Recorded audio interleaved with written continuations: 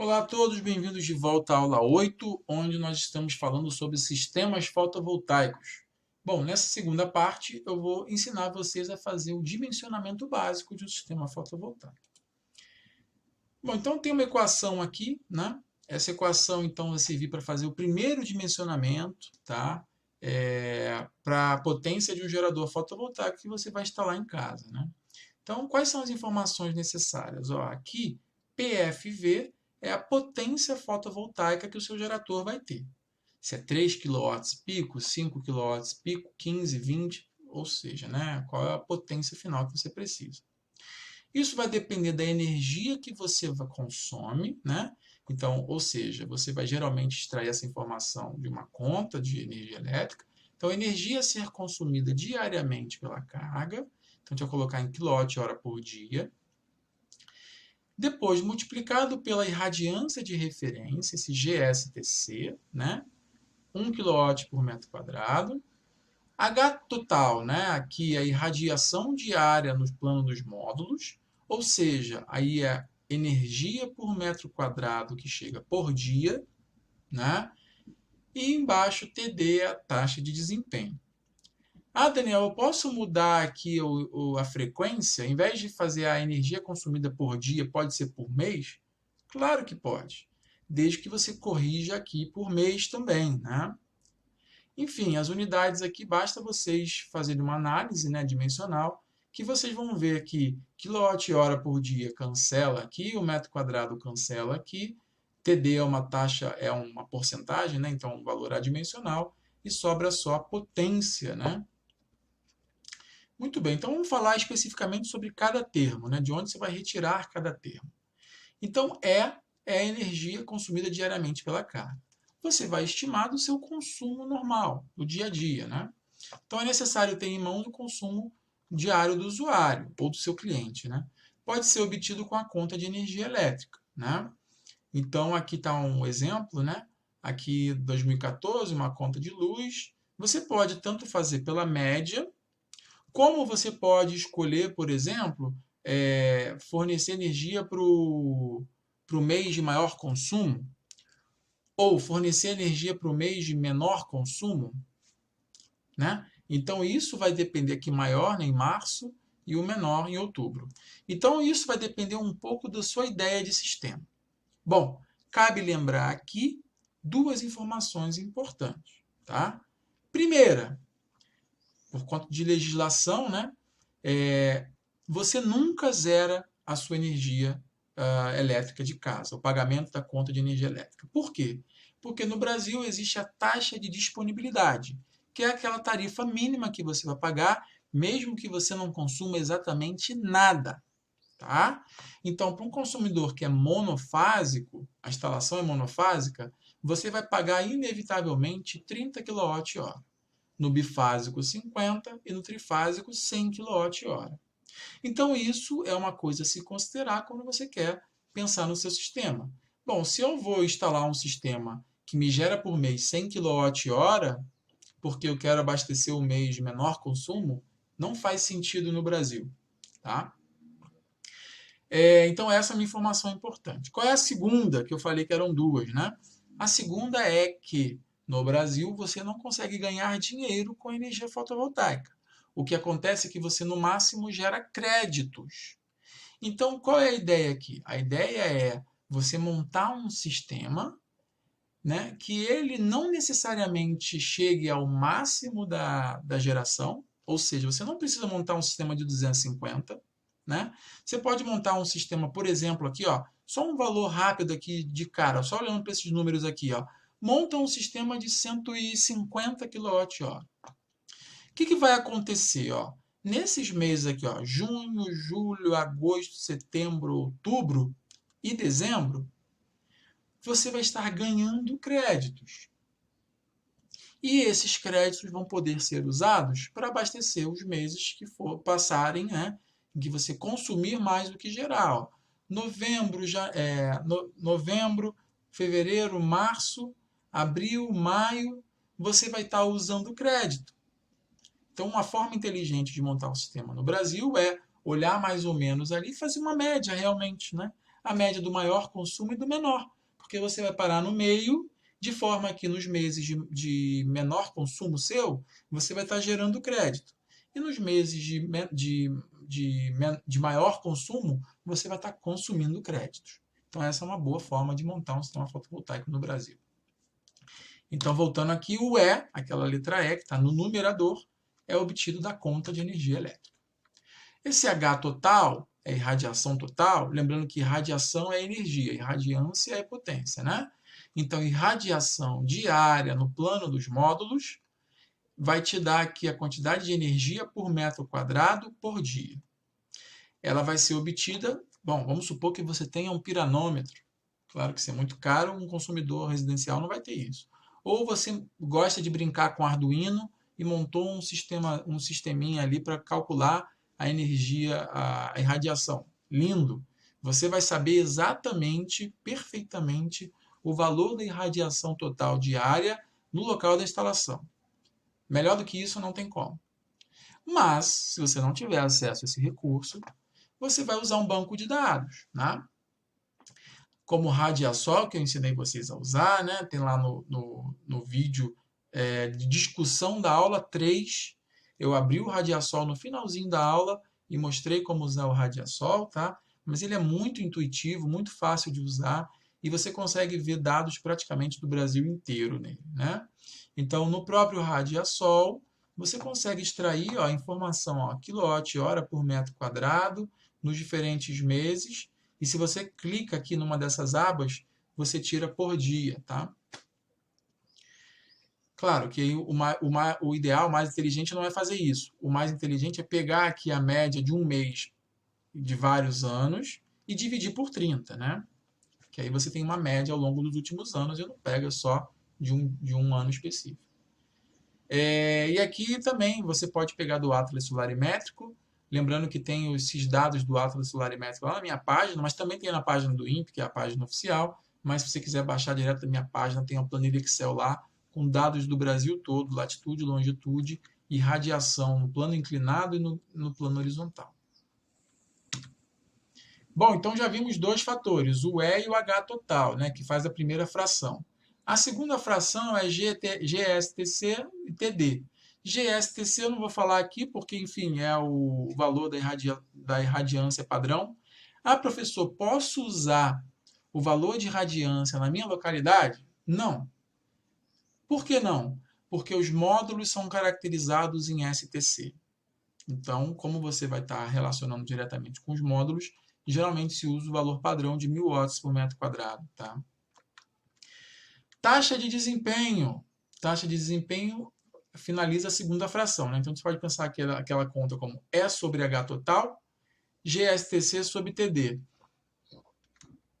Taxa de desempenho é um fator que depende de como o sistema vai operar na sua localidade. Em princípio, não dá para saber a priori. Não dá para saber a priori. Você vai tentar estimar ou usar um valor padrão para fazer o seu cálculo inicial. Tá? Então, existem vários estudos sobre isso, teóricos e práticos, tá? na literatura. E aqui eu peguei algumas informações que eu fiz num curso com o pessoal lá de Santa Catarina, a Universidade Federal de Santa Catarina, a quem eu deixo vários créditos aqui, né? Ao longo desse curso eu peguei bastante material lá deles. Inclusive, na aula 9, nós vamos avaliar um artigo que eles publicaram agora em 2018 ou 2019. Muito interessante o artigo. Vários desses conteúdos, não posso deixar de citar aqui, né, o Lucas Nascimento, que foi um dos nossos instrutores lá, pessoa excelente que sabe muito sobre energia solar fotovoltaica. Lucas, obrigado, você me ensinou muito. E o orientador, ex-orientador dele, Ricardo Ritter, também uma pessoa famosíssima no Brasil e no mundo, né, na área de pesquisa em energia solar fotovoltaica, principalmente na área de aplicações, a quem a gente também deve bastante aí na área de energia solar no Brasil. Muito obrigado aos dois. Então, créditos para a Universidade Federal de Santa Catarina. Taxa de desempenho está relacionado com perdas do sistema. É claro que taxa de desempenho perfeita é 100%. Mas, por exemplo, a própria temperatura causa uma perda, né, na taxa de desempenho, desvio da potência nominal, sujeira nos módulos, mismatching, que é o descasamento entre linhas, né? Se tem sombreamento em uma e não na outra, perdas ômicas, enfim, o inversor que também faz um pouco de perda. Então, usando todos esses fatores aqui, a gente chega numa taxa de desempenho sem sombreamento perfeito, tudo funcionando lindo, 90%. O seu sistema vai funcionar lindo o tempo todo? Não. Então, a gente costuma usar para estimativas iniciais uma taxa de desempenho típica de 75%. TD igual a 0,75 é o que eu recomendo, tá? Beleza, gente. Então, acabamos aquela primeira parte, tá? Sabemos estimar todos aqueles fatores para chegar num valor. Vamos, então, voltar aqui, ó, e fazer uma conta muito rápida, tá? Vamos pegar aqui, eu sei mais ou menos o valor típico de radiância padrão do Rio de Janeiro. Vou fazer uma conta aqui rapidamente, só para falarem que eu deixei de fazer. Por que eu não estou fazendo aqui com mais detalhes? Porque é um exercício da lista. A lista 3 tem um exercício lá que é para estimar a potência de sistemas fotovoltaicos. Então vamos supor aqui, para esse consumidor, a gente estime que a energia mensal é de 150 kWh por dia. Beleza. GSTC nós sabemos que é... Não, está em quilowatt, né? Então, 1 kW por metro quadrado. H total. Bom, vamos pegar aqui para Rio de Janeiro. Vamos pegar um valor estimado de 5 kWh por metro quadrado por dia. E por fim, a TD de 0,75. E aí vamos fazer essa conta, né? Daí a potência fotovoltaica vai ser 150 vezes 1 sobre 5 vezes 0,75. Então, 150 por 3 dá 50. 50... Deixa eu ver se as unidades estão todas certas. 5 kWh por metro quadrado por dia. 1 kW por metro quadrado. 150 kWh por mês. Ó. Já fizemos aqui um erro. Ó. Então, é bom errar na frente de vocês para que vocês também, caso errem, lembre-se de onde está o erro. Esse aqui é por mês, né? Então, eu tenho que dividir aqui por mais 30. Perfeito. Então, 150, aqui embaixo dá outro 150, dá 1. 1 sobre 0,75 dá 4 terços, né? Porque 0,75 é 3 quartos. Então, dá 1,3333 kW. Pronto. Uma continha aqui no papel de pão, que a gente fez aqui rapidamente, né? Então, a gente teria que instalar nessa residência, no Rio de Janeiro, uma potência da ordem de 1,5 kW. Quantos módulos isso dá, professor? Os módulos hoje em dia estão na faixa de 300 watts, né, cada módulo. Então, 300 watts, 1,5, 5 módulos. Né? Quanto está cada módulo? Sei lá, 400, 500 reais. 2.500 só de módulo. Um inversor, uns 3.000 reais. Enfim, se você estimar aí, você vai chegar num custo do sistema da faixa aí dos 10.000, 8.000 a 10.000 reais. Tá? Mas e para uma empresa instalar? Quais são os valores típicos? Isso é importante, né? Porque não se faz essa conta de custo e tenta extrapolar para a empresa, porque a empresa tem muitos outros custos, né? Além do fato do conhecimento, né? Enfim, tem um engenheiro ali por trás que está assinando o projeto. É muito difícil precificar o trabalho dos outros, né? Mas aqui, só para a gente ter uma noção, eu corri atrás de alguns valores típicos de mercado, tá? Então, aqui eu vou apagar essa parte aqui. Os valores típicos de mercado são... O pessoal está hoje operando aí, né? Na faixa, tá? De R$7.000. E aí vocês me corrijam aqui nos comentários se eu estiver falando besteira. R$ 7.000 para cada quilowatt pico instalado. Tá? Isso já com tudo, com projeto, com instalação, com concessionária já resolvida e tal. Então, esse projetinho de 1,5 aqui que eu peguei, né? Aqui eu estou arredondando para 1,5 quilowatts, né?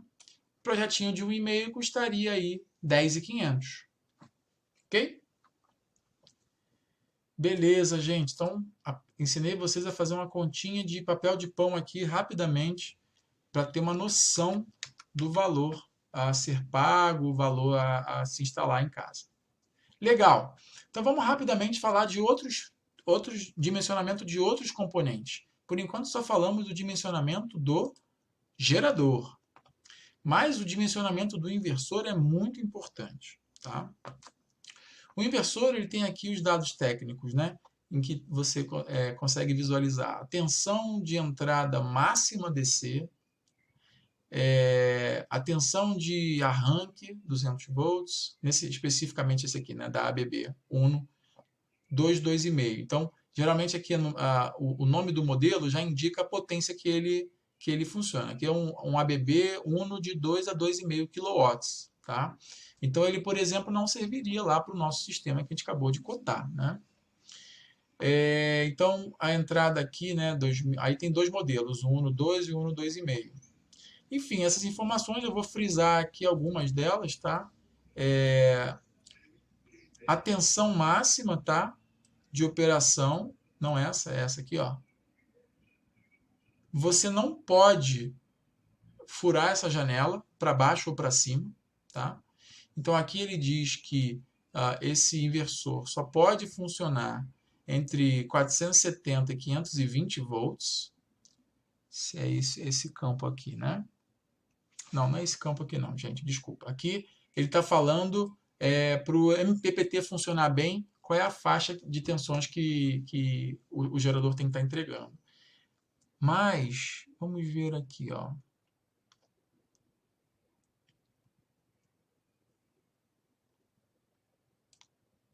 Tá aqui, ó, se não me engano. Isso aqui, tá? Então, aqui está a janela do inversor de tensão de operação, ó. Operating DC Input Voltage Range. Ou seja, quais são as tensões de entrada mínima e máxima que ele tolera. Se você vazar essa janela para cima ou para baixo, é muito comum do inversor queimar e você perder. Tá? Então, por isso, a partir dessa informação, a corrente não é tão problemática. Tá? A corrente não é tão problemática. Ele fala aqui só um valor de corrente máxima. O número de MPPTs, ó, então aqui você, duas entradas, né? Então você poderia vir com dois arranjos diferentes e conectar nele. Então é um inversor muito interessante, tá? Vamos então discutir um pouco essa questão de valores mínimos e máximos. Potência de entrada máxima, então você não pode colocar um inversor de 2 para funcionar com um gerador que está entregando 3. Na verdade, pode, né? Você pode subdimensionar o inversor. Não é recomendado fazer um subdimensionamento tão grande assim como eu falei, né? De 2 para 3, tá? Mas a gente vai ver daqui a pouco técnicas de subdimensionamento do inversor são interessantes. Tensão de entrada máxima, faixa de tensão do seguidor, corrente de entrada máxima, potência de saída nominal, potência de saída máxima, tensão de saída nominal, corrente de saída máxima, frequência, número de fases, se ele é mono ou trifásico, fator de potência, o índice de proteção. Então vamos lá, vamos discutir isso, né? O dimensionamento agora do inversor, tá? A potência nominal do inversor, que eu estou chamando de PCC máximo, tem que ser aproximadamente igual à potência do seu gerador. Tem que casar, tá? Você pode subdimensionar? Acabei de falar que sim, né? Existem estudos que mostram que no Brasil, né, é interessante subdimensionar um pouquinho, tá? Por que subdimensionar um pouquinho é bom? Porque o teu sistema, o teu gerador não vai estar entregando essa potência aqui o tempo todo. Por isso, se você subdimensionar, você basicamente vai ter a maior parte do tempo, o teu inversor vai dar conta, Pode ser que uma ou outra época do ano ele não dê conta e caia, né? Porque você tenha mais geração do que ele aguenta, mas isso vai acontecer tão poucas vezes que o que você economizou em termos de custo de comprar um inversor menor compensa essa perda energética. Tensão máxima de entrada no inversor, estou chamando de VCC máximo. Ele tem que ser menor que a tensão máxima que o seu gerador fotovoltaico entrega. E qual é a tensão máxima? VOC. Tá? Só que essa VOC varia com a temperatura. VOC aumenta quando a temperatura diminui. Logo, para eu saber a tensão máxima de operação do meu sistema, eu tenho que analisar a operação dos módulos no inverno. Então eu vou ver qual é a temperatura média da minha cidade no inverno, né? Que vai ser a temperatura mínima de operação do seu gerador. E aí você faz aquelas contas, né, de conversão de temperatura lá para VOC, e aí você estima qual vai ser a VOC máxima do seu sistema. Daniel, e qual vai ser a VOC mínima do meu sistema no verão? Lembra que com o aumento da temperatura, a tensão diminui. Então, a tensão mínima para operar na janela ali vai ter que ser calculada para o verão. Janela de operação do inversor, né? Então, você vai calcular aqui VMPPT mínimo, VMPPT máximo. Quer dizer, vai calcular não, né? Isso aqui é um dado lá do inversor. E você vai calcular a VMPP do seu arranjo em diferentes condições de temperatura, no inverno, no verão, e ver se ele está dentro daquela janela.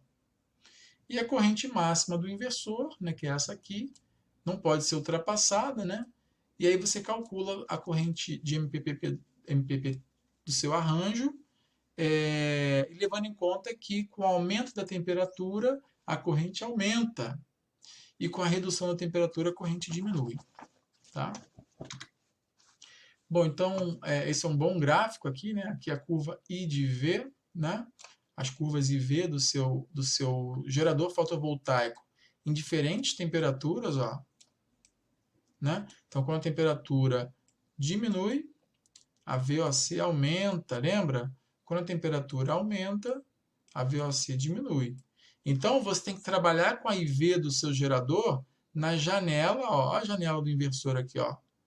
A janela do inversor tem que ser tal que garanta toda a operação do sistema ao longo do ano. Tá? A mesma coisa vale para a corrente. Aqui está a corrente limite, tem que estar acima da corrente IV dos seus módulos ao longo do ano inteiro. Bom, aqui é o dimensionamento do sistema isolado, falando rapidamente sobre ele, né? Então, basicamente, aqui a única diferença vai ser, já que tem o inversor, né, você vai dimensionar da mesma forma, os módulos você vai dimensionar da mesma forma. A única novidade aqui é basicamente o banco de baterias, tá? Que você vai dimensionar levando em consideração a potência das cargas e a autonomia que você quer ter. Quer dizer, eu quero ter uma autonomia que eu estou chamando de A aqui em dias, né? Eu quero ter uma autonomia de 2 dias funcionando só com a bateria, caso não tenha sol, chova 2 dias seguidos, aquele dia nublado, péssimo. Para energia solar, claro, né? Para alguns lugares é desejável a chuva. Mas, então, isso tem que ser levado em consideração. Então, a carga das baterias em ampere-hora, né? Geralmente se compra a bateria nessa unidade de ampere-hora. Quantos ampere-hora a bateria? 60, uma bateria de carro. 90, 120, o sistema fotovoltaico. 200, 300, 500. Claro que quanto mais ampere-hora, mais caro ela custa. Então, aqui tem uma continha de estimativa, tá, gente? A carga, então, é energia sob tensão. Então, aqui está a conta, a tensão das baterias, né? E aqui a soma, ó, levando em consideração a potência da sua carga. Então, quantos aparelhos você tem? Ah, eu vou ligar 10 lâmpadas, vou ligar uma geladeira, vou ligar, enfim, micro-ondas. Cada um desses aparelhos vai funcionar por um determinado período de tempo. Ah, lâmpadas vão funcionar por 8 horas de noite. Então pega a potência da lâmpada, multiplica pelo tempo que ela vai ficar ligada. A geladeira vai ficar 24 horas. Então soma 24 vezes a potência da geladeira. Então faz essa soma aqui total, divide, né, pela tensão das baterias e multiplica pela autonomia que você quer ter. Pronto. Chegou no valor da carga da bateria. Tá? E aí é só para mencionar que é bom estimar essa autonomia para cima, tá? Por quê? Porque você nunca quer usar 100% da sua bateria. Olha aqui, ó, isso aqui é um gráfico do tempo de vida útil, tá? De uma bateria, tá? O ciclo de vida dela, levando em consideração a profundidade de descarga.